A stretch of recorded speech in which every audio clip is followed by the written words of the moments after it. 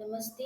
पिछले वीडियो में मैंने आपको बताया था कि केतु अगर पहले भाव में हो और राहु सप्तम में हो, तो उसको हम कैसे समझेंगे। तो आज मैं आपको बताऊंगी राहु और केतु अगर दूसरे भावों में हो तो कैसे फल देंगे। तो पहले ही केतु अगर दूसरे भाव में हो तो ऐसा कहा गया है कि व्यक्ति जो है वो धन से विमुख हो जाता है और अपने परिवार से विमुख हो जाता है।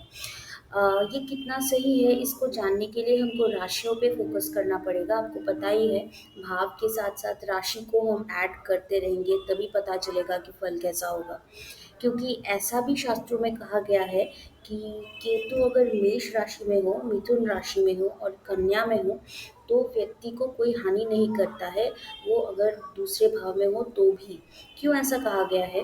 क्योंकि अगर आप देखेंगे कि अगर केतु मिथुन राशि का या कन्या राशि का हुआ, तो राहु ऑटोमैटिकली जो है धनु राशि का या फिर मीन राशि का हो जाता है, जिसकी वजह से जुपिटर की, बृहस्पति की उस पे एक दृष्टि हमेशा बनी रहती है। तो आदमी की जो है कॉन्शियस माइंड जो है, जिसको हम ऐसे समझ रहे हैं, अभी हम सबकॉन्शियस और कॉन्शियस के बारे में समझ रहे हैं।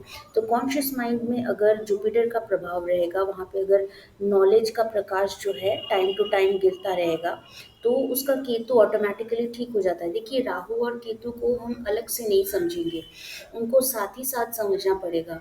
तो मेष राशि क्यों कहा गया है? क्योंकि मेष में अगर केतु होगा, जो उसको हम बहुत बार कहते हैं कि स्वराशि है, बहुत जगह कहा कहा गया है कि वो उसकी स्वराशि है, तो अच्छा परफॉर्म करती है। वैसे भी हमको पता है कि मंगल के साथ मेष राशि, जो कि मंगल की राशि है, उसके साथ केतु जो है अच्छा परफॉर्म करता है।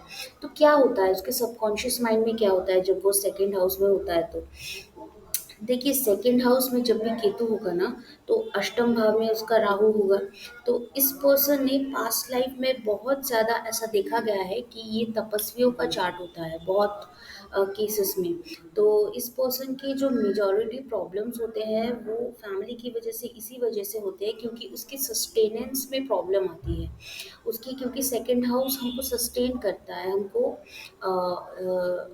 आगे बढ़ने के लिए प्रेरित करता है और ज़्यादा हमारे विचारों को और आगे बढ़ाने का काम करता है। और वहीं पे जब केतु आ जाता है, तो उसमें एक ब्रेक लगता है।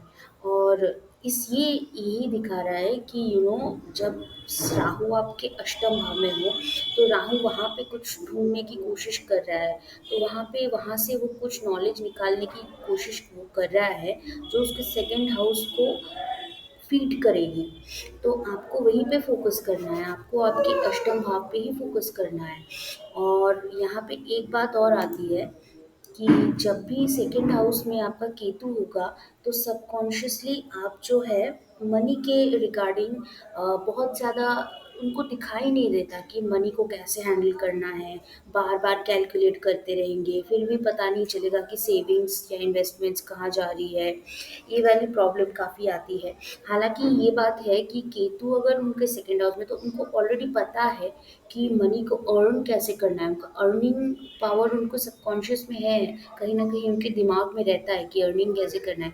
लेकिन राहु अष्टम में होने की वजह से वो उनको सडन गेन्स बहुत होता है, उनका सडन गेन्स होता है। लेकिन क्योंकि केतु द्वितीय में है, तो पता नहीं है कि उस गेन को होल्ड कैसे करना है, उसको रख के सँभाल के कैसे रखना है। इसी वजह से देखा जाता है कि बहुत बार उनके लॉसेस हो जाते हैं। अच्छा ये होगा कि इस चीज़ को सही करने के लिए आप इस पे जुपिटर को लेके आइए। अगर फाइनेंसेस की दिक्कत हो रही है, अगर सेकंड हाउस में आपका केतु है, अगर फाइनेंसेस फैमिली की दिक्कत हो रही है, आप जुपिटर को इनकॉर्पोरेट करना चालू कीजिए अपने सेकंड हाउस के लिए। तो इसके लिए आप किसी एक्सपर्ट की हेल्प ले सकते हैं। और देखिए, कर्म कांड एक बहुत छोटा-सा पार्ट होता है जुपिटर का। आप बुक्स पढ़ना चालू कीजिए, आप खुद को एडुकेट कीजिए कि फाइनेंसेस कैसे हैंडल करते हैं, इन्वेस्टमेंट्स कैसे हैंडल करते हैं, रिलेशनशिप्स को कैसे हैंडल करते हैं, फैमिलियल रिलेशनशिप्स को, इसके बारे में और नॉलेज गेन करना। जितना आप नॉलेज को गेन करना चालू करेंगे, उतना ये हील होता रहेगा। तो इसको हीलिंग तक ही रखिए, क्योंकि अगर इसके आगे आप जाएँगे तो फिर उसका विवाद होगा, क्योंकि सबकॉन्शियसली आपका जो है वो डिटैच करने की टेंडेंसी है वहाँ पे। तो जितना आप इसमें नॉलेज को लेके आएँगे, जितना आप अपने अष्टम घर को स्टेबल करेंगे, क्योंकि आपका सडन गेन हो रहा है वहाँ से, ठीक है? और आपको पता नहीं है कि क्या करना है, तो अगर आपके पास नॉलेज होगी तो आप मनी को सेव कर सकते हैं, आप अपने रिलेशंस को बेटर कर सकते हैं।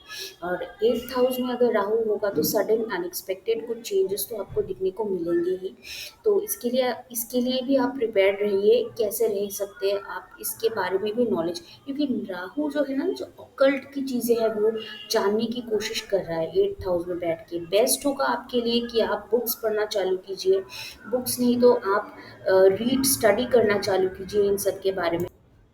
और फिर देखिए आपका राहु कैसे अच्छी तरह से परफॉर्म करता है और हील होता है। ओके, आपके चार्ट में अगर 3rd हाउस में आपका केतु है और 9th हाउस में फिर आपका राहु होगा, इसके बारे में काफ़ी मैंने पढ़ा है कि कॉन्फ्लिक्टिंग बातें कही गई है, क्योंकि काफ़ी जगह कहते हैं कि राहु जो है आपके भाग्य का नाश करता है। कहीं पे लिखा हुआ है कि it's actually a very good placement, लेकिन ऐसा देखा गया है कि देखिए इसको समझते हैं अब। अगर 3rd हाउस में आपका केतु है, इसका मतलब कि आप पराक्रमी तो बहुत रहे होंगे पास्ट लाइफ्स में, ठीक है? आपका 3rd हाउस जो होता है ना, वो लिटरल सबकॉन्शियस माइंड होता है। आपका 8th हाउस का भी सबकॉन्शियस माइंड होता है 3rd हाउस में। तो लिटरली वहाँ पे आपका केतु है, आपका जो स्किल्स है वो दिखाता है कि आप पास्ट लाइफ से बहुत ज़्यादा स्किल्स लेके आए हो। तो इसी वजह जब आप इस एनर्जी को चैनलाइज़ करना चालू करते हो ना, आपको धीरे-धीरे पता लगता है कि आपके अंदर कितना टैलेंट है। उसके बाद आपका भाग्योदय होता है। और क्योंकि धर्म स्थान होता है, नवम स्थान जहाँ पे राहु प्लेस्ड है, तो ऑटोमैटिकली एक जुपिटरियन इफ़ेक्ट राहु पे होता है, क्योंकि राहु वहाँ पे बहुत कोशिश करता है कि उसको धर्म का ज्ञान हो, उसके रिलेशंस अपने फादर के साथ बेटर हो, उसको ये सब उसकी इच्छाएँ होती है, वो हमेशा उस चीज़ों के लिए वर्क करता है, वो गुरु ढूँढेगा। और क्योंकि उसको पता है कि उसके पास बहुत ज़्यादा स्किल्स है, लेकिन उसको चैनलाइज़ करने के लिए वो ये सब करता रहता है। तो सबकॉन्शियस माइंड में जो चलता है कि हमेशा आपको लगेगा कि आपको एक डायरेक्शन चाहिए, लेकिन मिलेगा नहीं, क्योंकि राहु 9th हाउस के कुछ एस्पेक्ट्स को छुपा देता है। लाइक बहुत टाइम तक आपको लगेगा कि आपको गाइडेंस नहीं मिल रही है, लेकिन क्यों ऐसा लग रहा है? क्योंकि आपको पता है कि इंटरनली ना आप में वो स्किल्स है, वो पराक्रम करने की 3rd हाउस की जो जो इफ़ेक्ट है वो है। और एक चीज़ होती है, जब 3rd हाउस में केतु होता है ना, तो वो आपके शत्रुओं को बहुत नाश करता है। ये बहुत बार लिखा गया है और बहुत बार पाया गया है कि 3rd हाउस में अगर केतु होता है तो व्यक्ति पराक्रमी तो होता ही है, साथ ही साथ उसके जो एनिमीज़ है वो डिफीट होते रहते हैं टाइम टू टाइम। तो ये अपने आप में एक अच्छी बात होती है। और केतु जब 3rd हाउस में, राहु 9th हाउस में होता है, तो ऐसा देखा गया है कि जैसे-जैसे आपकी एज बढ़ती जाती है, सबकॉन्शियस में वो इंटीग्रेट होता जाता है।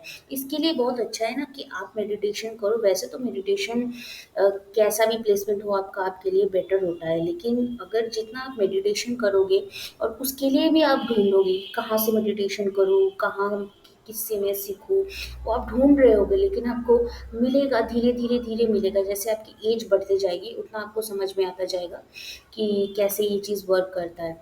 लेकिन जैसे-जैसे आप करोगे, आपके जो सबकॉन्शियस स्किल्स है वो कॉन्शियस में जब मैनिफेस्ट होंगे, तब आपको पता चलेगा कि आपका पोटेंशियल इट्स टू मच, बहुत ज़्यादा सक्सेस की पोटेंशियल, बहुत ज़्यादा सफलता मिलने की पोटेंशियल यहाँ पे बन जाती है। ओके, 3rd हाउस में जब केतु और 9th में राहु होता है।